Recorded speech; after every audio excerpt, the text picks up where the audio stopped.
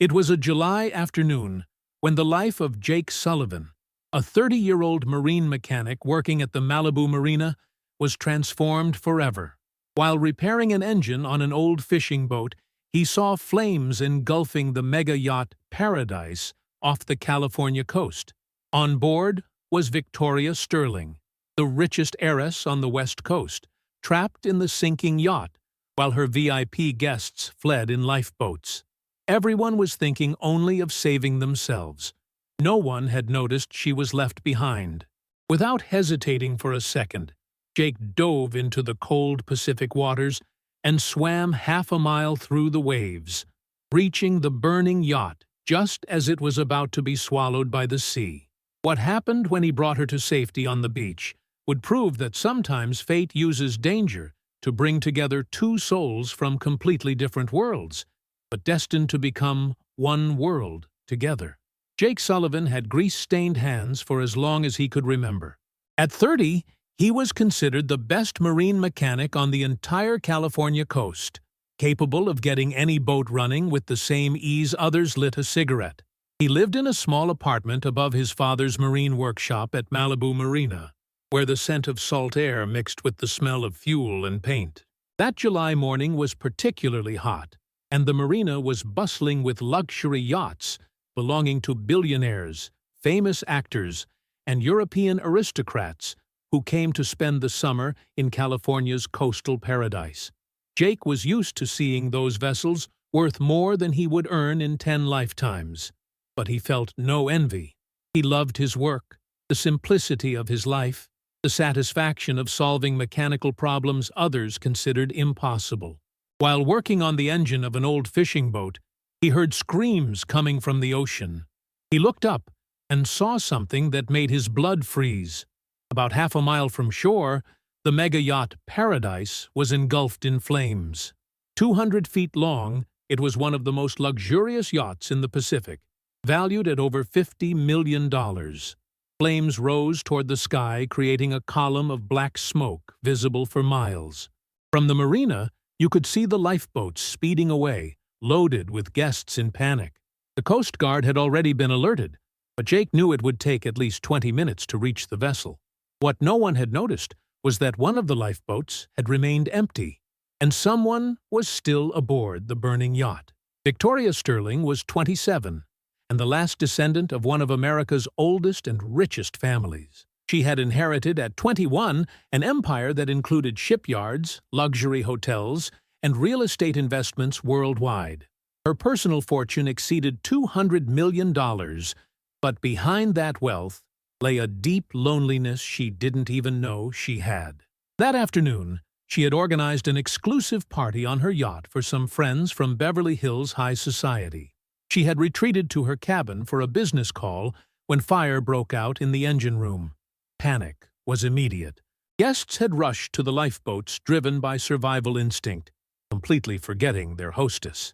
Victoria was trapped when a burning beam had crashed in front of her door, blocking her inside. Water had started entering through the damaged hull, and for the first time in her privileged life, she faced death without her money being able to save her. Jake didn't think twice. He abandoned his tools, took off his shirt and jeans, and dove from the dock with the power of an Olympic swimmer.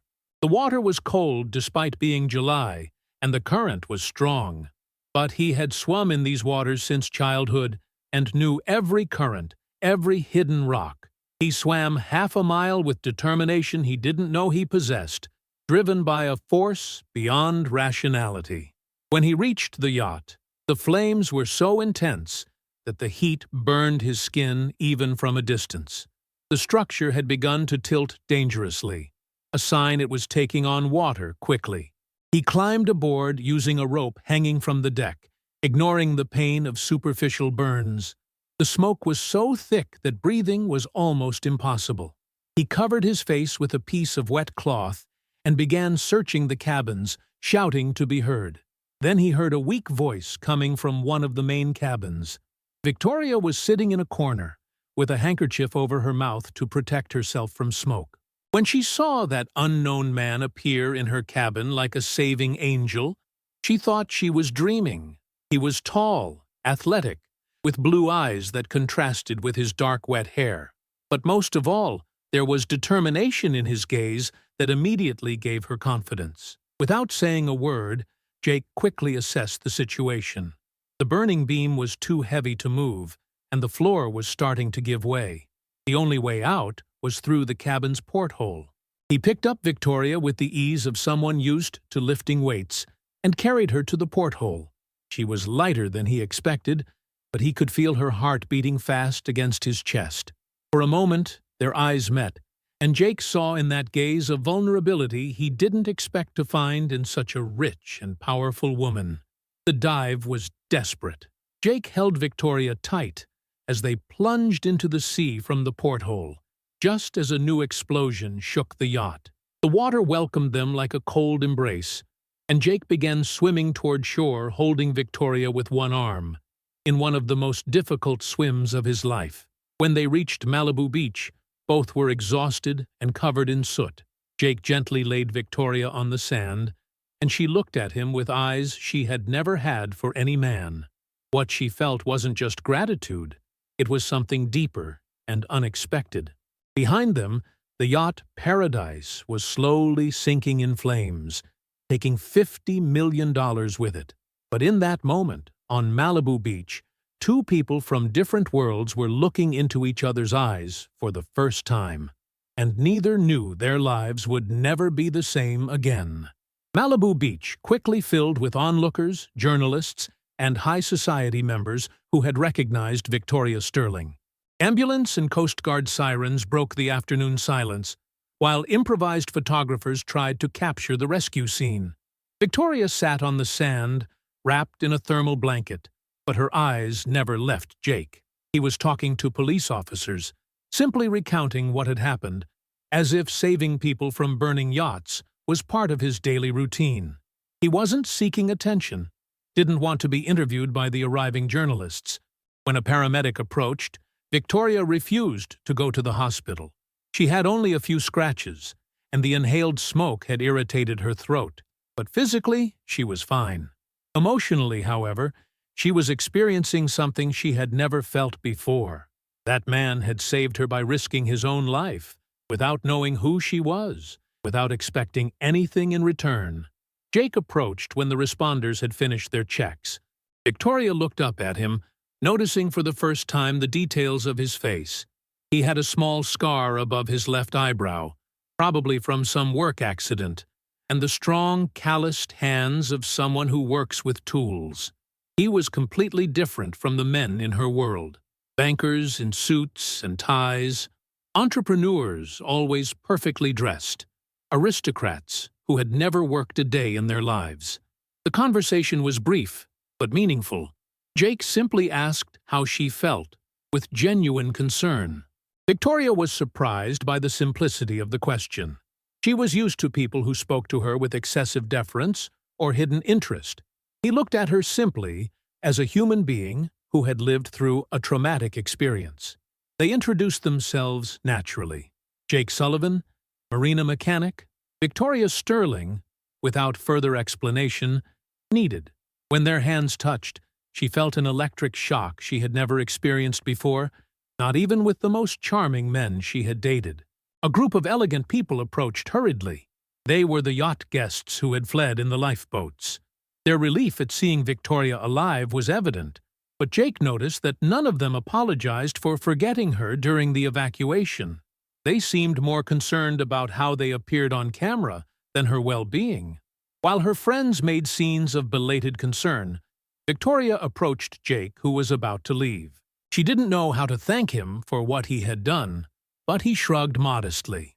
He had done what anyone would have done, he said, though both knew that wasn't true. When Victoria proposed having dinner together to thank him, Jake hesitated. He wasn't the type for fancy restaurants, he admitted honestly, but Victoria smiled with spontaneity that surprised her. Who said it had to be fancy? Did he know any place that served good seafood? That evening, instead of dining at one of Malibu's starred restaurants, as she usually did, Victoria found herself sitting on a rustic terrace overlooking the ocean, in a small tavern Jake had frequented for years. The owner, Tony, was an old fisherman who prepared the freshest fish on the coast, with traditional recipes passed down through generations. Victoria had changed her designer clothes for a simple dress bought at a local shop, but even so, it was impossible not to notice her natural elegance.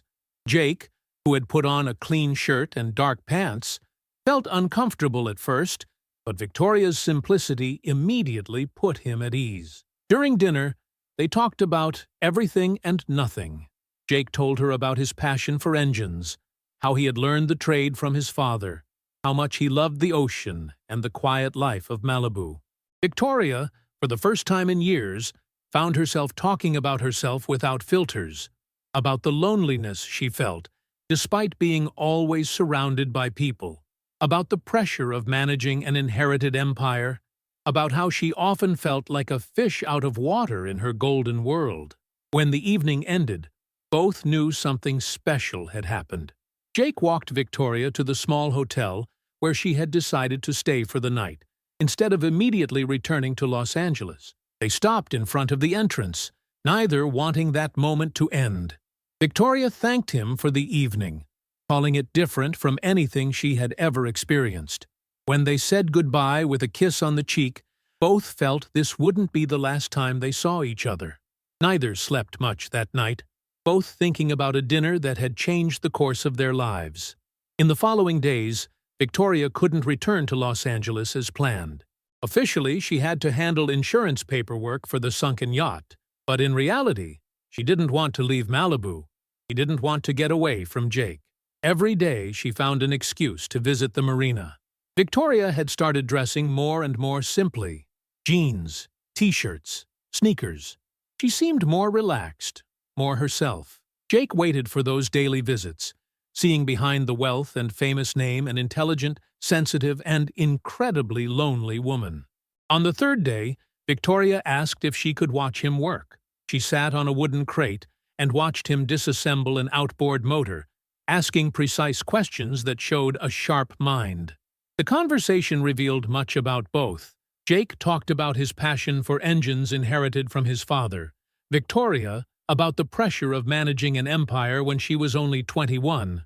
That was the moment when both understood that something was growing between them that went beyond physical attraction or gratitude. There was a deep connection, a mutual recognition of souls that completed each other. On the fourth day, Victoria wanted Jake to teach her how to drive a boat. She had never learned because there were always professional captains. Enjoying the story? Give it a little like, and don't forget to subscribe. Now then, let's carry on. That morning they took his small motorboat and went out to sea. Victoria's delicate hands rested on Jake's calloused ones on the wheel, while he taught her to feel the sea, to read the wind. It was during that lesson that they kissed for the first time. Victoria had just executed a perfect turn and was euphoric. She turned to Jake with eyes shining with joy, and he kissed her gently, tasting salt on her lips. When they separated, both knew they had crossed a point of no return. They were two people who had found in each other something they didn't know they were looking for, but they also knew the outside world wouldn't understand. The press, Victoria's friends, everyone would have something to say about this impossible relationship, and soon they would have to decide if their love was strong enough to resist the storms that were approaching. The news exploded in the papers after a week. Headlines told of the impossible love between the heiress and the mechanic. Photos of Victoria and Jake holding hands went around the world. The high society world was in turmoil. Victoria woke up with the phone ringing incessantly. The Sterling Holdings Board of Directors had organized an emergency meeting. Lawyers were concerned about the company's image. Some shareholders expressed concerns about the direction their president was taking. Jake wasn't prepared for this kind of attention. Photographers stationed outside his workshop, journalists with microphones, curious customers who came not to repair boats, but to see the one dating Sterling. His simple world had been invaded by a reality he didn't recognize. That evening they met at their usual tavern, but even there, curious people watched them. Victoria apologized for what was happening. Her board wanted her to return to Los Angeles and clarify the situation, claiming that relationship was damaging the company. It was Jake who proposed a bold solution. If they really loved each other, they had to find a way to make things work. Maybe it was time for him to step out of his comfort zone, just as she had stepped out of hers, learning to drive the boat. Victoria proposed that Jake come to Los Angeles to work in her company's shipyards. She had a yacht division where he could bring his unique experience. It was a compromise that required sacrifices from both, but for the first time, they saw a possible future together. 2 weeks later, Jake entered the Sterling Holdings offices. When he started talking about engines, hulls, and marine technologies, everyone realized that behind the simple appearance, there was extraordinary competence. Victoria watched him speak with pride. He had agreed to adapt to her world without losing authenticity. That evening, they toasted to their future together. They had chosen love against social conventions and the world's prejudices. 6 months later, Jake had transformed Sterling Holdings' yacht division. His practical experience, combined with the company's technology and resources, had led to innovations that were revolutionizing the luxury marine sector. Wealthy clients appreciated being able to speak directly with someone who truly understood their vessels, not just spreadsheets. Victoria had learned to divide her time between Los Angeles and Malibu. Every Friday evening, she took her Maserati and drove to the coast, where Jake waited for her in the house they had bought together. A modest but elegant villa overlooking the ocean, where they could simply be themselves away from the spotlight. The press had gradually lost interest in their story. What initially seemed like a rich heiress's whim had proven to be a solid and lasting relationship. Jake had proven he wasn't a fortune hunter, and Victoria had shown she wasn't living through a temporary rebellious phase.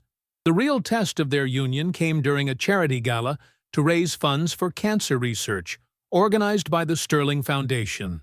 It was one of the year's most exclusive events, with international guests, politicians, entrepreneurs, and celebrities. Victoria had insisted that Jake accompany her as her official partner. Jake felt uncomfortable in a tuxedo, surrounded by people talking about billion-dollar investments and international politics. But Victoria never left him alone, introducing him to everyone with evident pride. During the evening, a group of Los Angeles entrepreneurs began making disparaging comments about Jake, thinking he couldn't hear them. They talked about mechanics getting above themselves, about how Victoria had lost her head for the first guy who made her heart beat. Jake listened in silence, feeling anger rise not for himself, but for Victoria. He couldn't stand them judging her for her choice of love. When one of them suggested that maybe she needed to return to reality, Jake approached the group with the calm of someone used to handling difficult situations. Without raising his voice, but with absolute firmness, he defended Victoria and their relationship. He explained that Victoria Sterling was the most intelligent, courageous, and generous person he knew, and that the fact she had chosen him only made her braver than them. The silence that followed was eloquent. Victoria had witnessed the scene from afar and approached Jake with eyes shining with admiration and love. That evening, driving home, Victoria made a decision she had been pondering for months. She wanted to marry Jake. Not to silence gossip or fix public image, but because she couldn't imagine her life without him. She surprised Jake by proposing to him herself, explaining that in their relationship there was no place for traditional conventions. Jake accepted with emotion, and 6 months later they married in Malibu, in the same church where Jake's parents had married. The wedding was a simple but elegant ceremony, overlooking the ocean that had been the backdrop to their meeting. The guests were an incredible mix. Marina fishermen next to business magnates, marine mechanics next to international diplomats. During the reception, Tony made a toast that moved all the guests, speaking of love that doesn't look at the wallet, but the heart, that doesn't ask where you come from, but where you want to go together. That night, in their bridal suite overlooking Malibu's ocean, Victoria and Jake fell asleep embracing, knowing their love had overcome all trials. From the yacht's dramatic rescue to social pressures, from class differences to the world's prejudices, They had remained united and grown stronger together. 2 years after the wedding, Victoria and Jake had found their perfect balance. Sterling Holdings had never functioned better. The yacht division led by Jake had tripled profits, and his practical experience had brought innovations that were revolutionizing the luxury marine sector. Victoria had learned to delegate more, trusting her team and focusing on strategic decisions instead of operational details. This gave her more time for private life, for weekends in Malibu, for trips together with Jake discovering marinas worldwide. Their Malibu house had become a perfect refuge. Jake had built with his own hands a small private dock, where they kept a fishing boat they had restored together. Victoria had learned to cook seafood following Tony's recipes, and their sunset dinners on the terrace had become a sacred ritual. The biggest surprise came one spring morning. Victoria woke up feeling strange, with nausea she initially attributed to something she had eaten. When symptoms persisted, Jake convinced her to see a doctor. The positive pregnancy test left them both speechless. Sitting in the doctor's office, they looked into each other's eyes with a mix of joy, surprise, and infinite tenderness. Victoria was 30 and had never seriously thought about motherhood, too busy managing the company. Jake was 33 and had secret desires for a family he had never dared express. The 9 months that followed were the most beautiful of their lives. Victoria slowed down her work pace, delegating even more and focusing on pregnancy.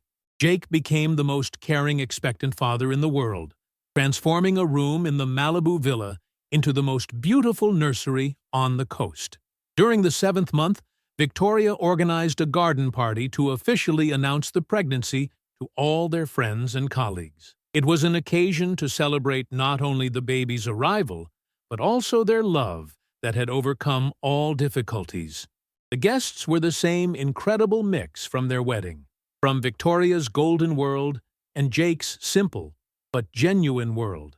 During the party, Victoria told how true love had found her in the most unexpected way, through a dramatic rescue that had forever changed her life. She explained that Jake had taught her that real wealth isn't in bank accounts, but in human relationships, that happiness can't be bought, but is built day by day with the people you love. When little Sofia was born, named in honor of their first meeting in Malibu, Victoria and Jake understood that their love had created something perfect. The baby had her father's blue eyes and her mother's dark hair, but most of all had inherited both parents' determination. In the years that followed, Sofia grew surrounded by the love of 2 parents who taught her values beyond money. She learned to swim in Malibu waters with Daddy Jake, and to handle her first small business selling seashells to tourists under Mommy Victoria's supervision. The Sullivan Sterling family became an example for everyone of how love can overcome any barrier. Victoria had never given up her business position, but had learned to balance success and personal happiness. Jake had become one of the most respected innovators in the marine sector, but had never forgotten his roots. On the evening of the 5th anniversary of their first meeting, Victoria and Jake sat on Malibu Beach, where everything had started. Sofia was sleeping in the villa, and they watched the ocean illuminated by the full moon. Victoria thought that Yacht had to catch fire, that it was destiny. Jake had to save her, not just from the flames, but from the empty life she was living. Jake reflected that she had to teach him that love doesn't look at bank accounts, but at the courage you have in your heart. At that moment, Sofia's voice called them from the villa. They turned and saw their 3-year-old daughter at the window, with her pajamas and teddy bear under her arm. They both laughed and ran to get her. Sofia settled between them on the sand, and together they watched the starry sky above Malibu. The little girl asked Daddy to tell her again about when he saved Mommy from the sea, and Jake began to narrate, for the umpteenth time, the story of how a poor mechanic and a rich princess fell in love thanks to a fire, a brave rescue, and the magic of true love that overcomes any difference. Because in the end, the only thing that really matters is having someone who loves you for who you are. Someone you'd be willing to dive into flames for. Someone with whom to build a family based on love and not appearances. And the three of them had found it on Malibu Beach, on a July night that had forever changed the meaning of the word family. Like if you believe true love knows no social differences, comment which moment of the story moved you most. Share to inspire those who still believe in everyday heroes. Subscribe for more stories of love that conquers every barrier. Sometimes it takes a fire to ignite true love. Sometimes the hero you're looking for wears work clothes, not a designer suit. And sometimes the most beautiful family is born from a rescue that saves two hearts together. Because true wealth isn't measured in dollars, but in brave gestures and hearts beating in unison.